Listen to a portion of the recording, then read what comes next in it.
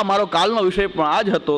ફરી પાછું આજે એ જ કહું છું, હું બજારના ખાનપાનનું પ્રોત્સાહન નથી આપતો કે બધાએ સ્વચ્છંદ ખાનપાન કરે, બજારનું ખાનપાન કરે, કાંઈ વાંધો નથી, એવું મારું કહેવાનું કોઈ તાત્પર્ય નથી. પણ ભગવત સેવા કરવા ઈચ્છુક છે તો એનો ભગવત ભાવ એ બતાવે છે કે એ ઠાકોરજીની સેવા કરવા ઈચ્છે છે. એવી કંઈક વાત કુટુંબમાં ઘરમાં એ કરે કે હું પણ સેવામાં નાહું, હું પણ સેવા કરું, પણ મારી અત્યારની કોઈ એવી યોગ્યતા નથી કે હું આટલા આચાર વિચાર પાડી શકું. પણ પહેલું વસ્તુ આપણે જોવી જોઈએ, ભગવત સેવા કરવાની અંદર રુચિવાળો છે કે નહીં.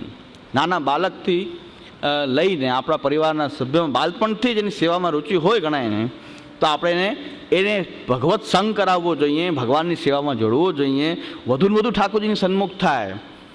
કારણ કે આપણે એ વિચારવું જોઈએ કે મને જો અમારો પરિવારનો સભ્ય ભગવત સેવા કરવા ઈચ્છે છે તો મને એને અટકાવવાનો અધિકાર નથી. કારણ કે સર્વેશામ પ્રભુ સંબંધો ન પ્રત્યેક. મને જેટલો ભગવાનનો સંબંધ, મને જેટલો સેવાનો અધિકાર, એટલો આ દરેક પરિવારના સભ્યો કે જેનું મેં નિવેદન કર્યું છે એટલો જ એને અધિકાર છે.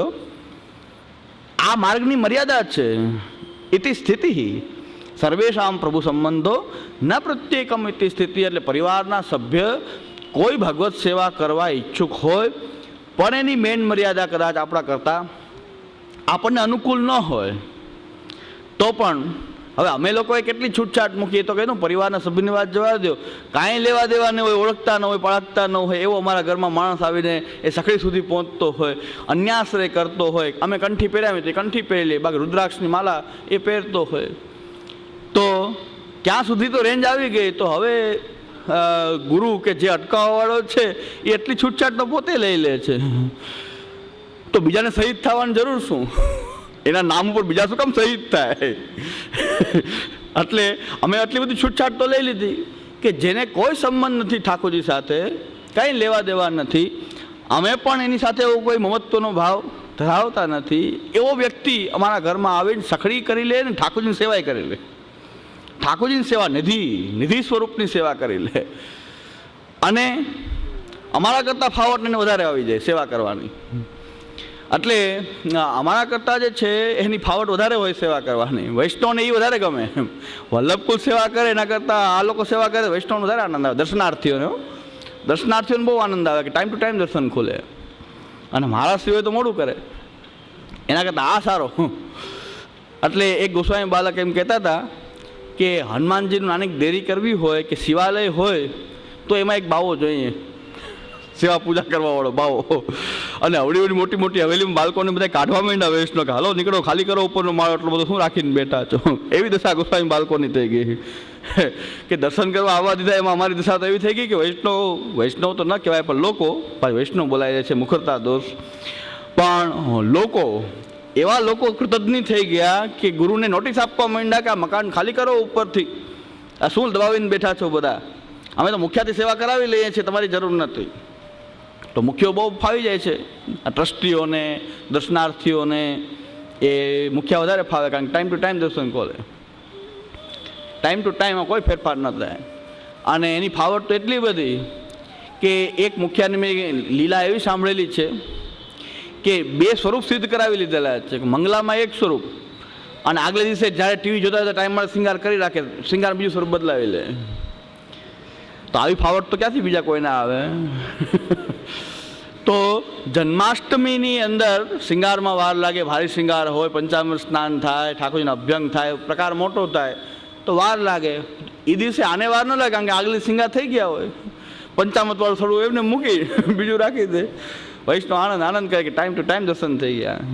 તો આ બધા લોકો, આવા લોકો જો સેવા કરવા માંડ્યા છે, એના કરતાં હોટલ બજારનું ખાનપાન કરનારા છોકરા આવી ફાવટ નહીં આવે એને કોઈ દિવસ. એ આવું કોઈ ભગવત અપરાધ આવા નહીં કરી શકે. તમારા છોકરાઓ ભલે બજારનું ખાનપાન કરતા હશે પણ આવી હિંમત એની ચાલશે જ નહીં કે ભગવાનનો અપરાધ થાય એટલું તેને બીક લાગશે. આટલી બધી છૂટછાટ અમારા ઘરોમાં થઈ ગઈ છે, એવી તમારા ઘરમાં નહીં થાય, ચિંતા કરો. એટલે અમે જેટલા બગડી શકીએ એટલે તમે નહીં બગડી શકો, એટલી તમારી તાકાત નથી. અમે જેટલા થઈ શકે એટલી તમારી તાકાત નહીં. તમે એટલો ગમે એટલો પ્રયત્ન કરો તો એટલો બગાડ તમારા ઘરમાં ન થાય. અમારા ઘરમાં તો એટલું બધું થઈ જાય, કારણ કે આવા લોકો નિધિ સ્વરૂપોની સેવાએ કરે, લસણ ડુંગળી ખાય, બજારમાં ખાનપાને કરે અને બધા પ્રકારના સામગ્રી ખાય પાછું. બજારનું ખાનપાન તો ઠીક, પણ સામગ્રી બનતી હોય એમાંથી ખાઈ લે. હવે અર્ધભુક્તની ક્યાં કરવી આમાં? સામીભુક્ત સમર્પણ, સામીભુક્ત સમર્પણની વાત જ ક્યાં છે આમાં કે મુખ્યો પહેલાં ખાઈ લે? તો આ વાત છે કે આમાં કોઈ ચિંતા ન. તમારા ઘરમાં મુખ્યા ભીતરે તમે નથી રાખતા, તમે તમારા બાળકોને, તમારા ઘરના છોકરા કે જેનું તમે નિવેદન પ્રભુને કર્યું છે એને ભગવાનનો તમારા જેટલો સંબંધ છે, અને પાછું ભગવત સેવા કરવા ઈચ્છુક હોય તો જ નાય ને, નકર એમને થોડો નાય. ભગવત સેવા કરવાની ઈચ્છા હોય એ જ સેવામાં નાશે કે બીજો કોઈ આપણે ઈચ્છા નહીં હોય એને પણ તમે ધરા નવડાવશો તો એ નાહીને શું કરશે?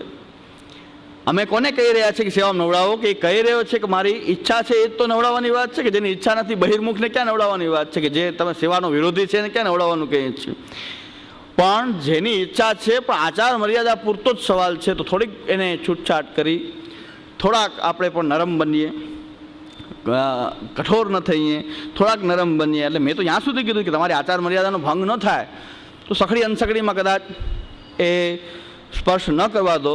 અને ન્યાય જો જાહેર મનોરથોમાં ફરનારો, ભટકનારો, ઠાકોરજી ન બિરાજતા અહીંયા મનોરથોમાં ખાનપાન કરનારો કોઈ હોય ને એ તમારી સખડીમાં અડતો હોય તો આને અડવામાં કાંઈ વાંધો નથી, આ એના કરતાં સારો છે. એટલે તમે દરવાજા ખુલ્લા રાખીને ખાડે ડૂચા મારો, રાખો તો બધું સરખું રાખો. જો ગમે એ આવે અને તમારા એ મેનને અડી જતો હોય તો પછી એના કરતાં તો આ લાખ દરજા ઉત્તમ છે. બહારનું ખાનપાન કરનારા આજ્ઞા વગરના પણ ઉત્તમ છે. કારણ કે વંચક તો નથી, છેતરનારા તો નથી, દંભી તો નથી, પાખંડિત તો નથી, વ્યભિચારી તો નથી, એ છલકપટ કરનારા તો નથી, બગલા ભગત તો નથી, આટલા બધા દુર્ગુણ તો નથી. એને ખાલી બીજાનો વાંક એટલો કે બજાર હોટલમાં ક્યારેક ખાઈ લે છે, એટલો બિચારાનો વાંક. એ પણ ક્યારે ભગવાન ઉપર થોડુંક તો છોડો, એના પર થોડોક તો વિશ્વાસ રાખો કે એ પણ પ્રભુ છોડાવશે, એનો સંગ કરશે તો પ્રભુ પણ એની એવી બુદ્ધિ પ્રેરક થઈને એને પણ આવી કોઈ બુદ્ધિ આપશે કે એને પણ અસમર્પિત વસ્તુના આમ તસ્માદ વર્જનમ આચરે, એ બુદ્ધિ એની અંદર પણ જાગૃત થઈ શકે. પણ થોડોક સંગ થવા દો. એટલા માટે મારું નિવેદન છે, આજ્ઞા નથી, ઉપદેશ નથી, પણ કરબદ્ધ નિવેદન છે કે થોડાક નરમ થઈને પણ પરિવારના સભ્યો સન્મુખ થતા હોય તો ખાલી ખાનપાનની બાબતને મોટો ઇસ્યુ બનાવીને એને સેવામાં ન આવવા દેવું. આવા કઠોર આપણે ન બનીએ તો ઠાકોરજી ગ્વાલમંડલીમાં નહીં પધારે. અને ગ્વાલમંડલીમાં એ ઠાકોરજીને જો તમે એ દ્રશ્ય જુઓ તો તમને એમ થઈ જાય કે એના કરતાં ભલે હોટલમાં બજારમાં ખાઈને પણ સકડી ધરે આપણા છોકરા ઉત્તમ છે. કે જો ગ્વાલમંડલીના તમે ગ્વાલમંડલીમાં ઠાકોરજીને બિરાજવાની રીત ઊંધા હોય તો 6 મહિના ઊંધા ઠાકોરજી શીર્ષાસન કરતા હોય, 6 મહિના સુધી કોઈ સીધું કરવાવાળું નથી, એને કોઈ સીધું કરવાવાળું નથી, આવી લીલા કરે છે. ઠાકોરજીને આવી દશા છે, ધૂળના ઢગલા થઈ ગયા છે, કોઈ ધૂળ ખંખેરવાવાળું નથી. અને બીજી સેવા થોડીક આપણે ઓછી કરતા હોય તો ઉંદરડા ને વાંદાઓ ને એ બધી સેવા પૂરી કરતા હોય. ત્યાં સેવા એની એ કરતા હોય, ઉંદરડાઓ આટા મારતા હોય, વાંદા આટા મારતા હોય. તો આ જગ્યાએ આપણા ઠાકોરજી ન પધારે અને ઘરની અંદર પરિવારના સભ્ય ભાગવત સેવા કરે, આવું નિવેદન મારું હતું. હોટલ બજારમાં ખાનપાન કરવાની છૂટ આપવાનું મારું નિવેદન નહોતું. બીજું કીધું કે પછી મરજાદીઓને એના બહિર્મુખ છોકરાઓ હેરાન કરશે, આપ આવું કહો તો હેરાન કરે. પણ મેં કીધું અહીં બેઠા છે એને પ્રવચન યાદ નથી તો બહિર્મુખ આવ્યું નથી એને ક્યાંથી યાદ આવે બધું? એ તો કંઈક વિચાર કરો કે અહીંયા બેઠા છે ને શું બોલ્યા છે એ 2 કલાક પછી યાદ નથી. એટલે હું જરાય ચિંતા કરતો જ નથી, કંઈક બોલાઈ ગયું હોય ને તો ચિંતા કર ક્યાં કોઈને યાદ છે. અને કેસેટ થાય પણ કોને સાંભળવાનો ટાઈમ છે? આ કેસેટ વગાડવાનો ટાઈમ તો હોવો જોઈએ ને. આ કોણ કેસેટ સાંભળે છે? કારણ કે કોઈક મહારાષ્ટ્રીના હાથમાં આવશે ઉકળી ઉઠશે, મહારાષ્ટ્રીનો ટાઈમ તો હોવો જોઈએ ને સાંભળવાનો. મારા જેવાને કોઈ મહાન પીઠાધીશ્વર ને મહારાષ્ટ્રીઓને એ કંઈક સાંભળવાનો ટાઈમ, મને ચિંતા જ નથી કે આ સાંભળતા જ ન હોય. ખાલી એના કેમેરા મૂક્યા હોય, એના માણસો ઓલા એવા હોય ને પગ દબાવવાળા, એ આવી ગયા હોય ને એ રજૂઆત કરે એ માણસ. કારણ કે રાજ દરબારમાં એવું હોય, કાનના કાચા હોય. રાજ દરબારમાં એ કોઈ આવીને કહી જાય તો માની લે, બાકી પોતે કેસેટ સાંભળે એવું મને તો વિશ્વાસ નથી કે સાંભળતા હોય. પોતે કેસેટ સાંભળે એટલે એની પાસે ટાઈમ જ ક્યાં હોય? એટલા બધા કાર્યક્રમ હોય, એમાં મારા જેવાની કેસેટ શું સાંભળે? પોતે પાછા સમર્થ વિદ્વાન સાંભળે તો એવું લાગે કે આપણે એટલા વિદ્વાન આવા વ્યક્તિની શું કેસેટ સાંભળવાની હોય. એટલે એ તો ન જ સાંભળતા હોય, એટલે ચિંતાની કોઈ વાત નથી. એટલે આપણે કંઈ ચિંતા કરવાની જરૂર નથી કે બીજા કંઈક સાંભળી જશે આમાંથી પછી કોકને હેરાન કરશે. કોઈ શક્યતા નથી, કારણ કે અહીં બેઠેલા છે એને કાંઈ યાદ રહેતું નથી. 2 કલાક પછી પૂછો શું વિષય ચાલતો હતો તો એક વૈષ્ણવે તો મને ત્યાં સુધી પૂછ્યું યમનાષ્ટક પ્રવચન કરીને બહાર નીકળ્યો તો એમ કીધું કે યમુનાજીનું મહત્વ તો કંઈક સમજાવજો. મેં કીધું આખું પ્રવચન પૂરું કર્યું. મેં કીધું તમે આજે ક્યારે આવ્યા, તમે અત્યારે આવ્યા છો કે શું છે, કે મારી કંઈક ભૂલ થાય છે, કે ગ્રંથ કંઈક ખોટો બોલાઈ ગયો છે કે શું છે? 3 દિવસ મેં તો યમુનાજીનું જ પ્રવચન કર્યું, યમનાષ્ટક જ કર્યું 3 દિવસ. ગાડીમાં બેસો ત્યારે મને કીધું કે યમુનાજીનું મહત્વ સમજાવજો કંઈક. તો મેં કીધું મેં શું સમજાવ્યું હશે, ભગવાન મારી બુદ્ધિ ફરી ગઈ કે શું છે? એટલે વિષય શું ચાલે છે એ ખબર નથી હોતી. ચાલો, શું વિષય ઉપર પ્રવચન થાય કે એ શું બોલે છે એ ધ્યાન ન હોય તો બહિર્મુખ એ હોટલ બજારમાં ખાનારો આનંદ કરતો હોય, બહાર ટીવી ફિલ્મ જોતો હોય, એ ગવા તપ્પા મારતા હોય, એને પ્રવચનમાં શું આવ્યું ને એ જાણી જાય ને પછી હેરાન કરે. શક્યતાથી ચિંતા જ કરો, આનંદ કરો. એને શક્ય તમને નથી યાદ રહેતું, એને વિચારવાનું શું યાદ રહે? દુસંગ વિજ્ઞાન નિરૂપણ તમને જો વિષયનું નામે ખબર ન હોય, અને તો એ લોકોને પાછા 10-10 વર્ષથી શિબિર સાંભળતા એને કંઈ ખબર નથી. એ જોવાની ખૂબી છે. 10-10 વર્ષથી નિયમિત શિબિર સાંભળનારા એને ષોડશગણના નામ કહો તો એમાં એક બે ભૂલાઈ જાય. ખાલી નામ હો, અંદરનું મટીરિયલ નહીં, ખાલી નામ પૂગ્યો કે ષોડશગણના નામ લખી દો તો 10 વર્ષથી સાંભળો છો તો એને ખબર નથી. એટલે એ ચિંતા શું કામ કરવી જોઈએ કે કોઈ સાંભળી જશે ને? કોને આ કૃષ્ણદાસ મેગનનું મને તો બહુ સુંદર થયું. કૃષ્ણદાસ મેગને કીધું કે હું બોલી જાઉં છું તો બધાને પૂછી લો કંઈ યાદ હોય તો. આમાંથી મહાપ્રભુજી કહે છે કે કંઈક આવું ન કરવું, કે અધિકારીનો એની સામે કથા ન કરવી. તો કૃષ્ણદાસ મેગન કે પૂછી લો આપ બધાને, હું બોલી લો આમાંથી શું બોલી લો એ પૂછી લો, આમ એક આવડતું હોય તો લાગે કાંઈ એ ખબર નથી, કથા સારી કરે છે. તો મહાપ્રભુજી બિરાજતા હતા અવતાર કાળમાં પણ આપણા સામ્ય ધરાવતા હતા, ખરા આપણા જેવા અહીંયા પણ બિરાજતા હતા. આપણા જેવા કે આપણે અત્યારે જ પ્રકટ થયા એવું નથી. મહાપ્રભુજી બિરાજતા હતા ત્યારે પણ આપણી જેવી સૃષ્ટિ તો સાધારણ હતા તો ખરા, કે મહાપ્રભુજી સન્મુખ સાંભળતા તો એને ખબર નથી શું આવ્યું, વિષય શું આવ્યો. શ્રી ગુસાઈજી અલીખાન પઠાણની રોજ રાહ જોતા. અલીખાન પઠાણ આવે પછી આપ એ શરૂ કરે ભગવદ વાર્તા. બધા વૈષ્ણવને એમ થયું કે આ તો મ્લેચ્છ, અને આની શું વાટ જોતા હશે કે આ આવે પછી એ કથા શરૂ થાય. તો શ્રી ગુસાઈજીએ કીધું કે આપે આજ્ઞા કરી કે કાલે શું વિષય આવ્યો તો કોઈને યાદ છે? શું ભગવદ વાર્તા ચાલે છે કંઈ યાદ છે? કોઈને યાદ નહોતું. ગુસાઈજીની સામે શ્રવણ કરતા હતા, કોઈને યાદ નહોતું. અલીખાન પઠાણને પૂછ્યું શું વિષય ચાલે છે, કાલે શું વિષય હતો? કે કાલનું કહું કે જ્યારથી આપણે શરૂ કર્યું ત્યારથી કહું? તો ગુસાઈજી કહે છે કે જ્યારથી શરૂ કર્યું ત્યારથી બધું વર્ણન કરી દઉં કે શું શું આવ્યું, ક્યારે ક્યાં શું શું આવ્યું. તો ગુસાઈજી કહે આની માટે એટલે વાટ જોઈએ છે, બાકીની તો આશા જ નથી કાંઈ.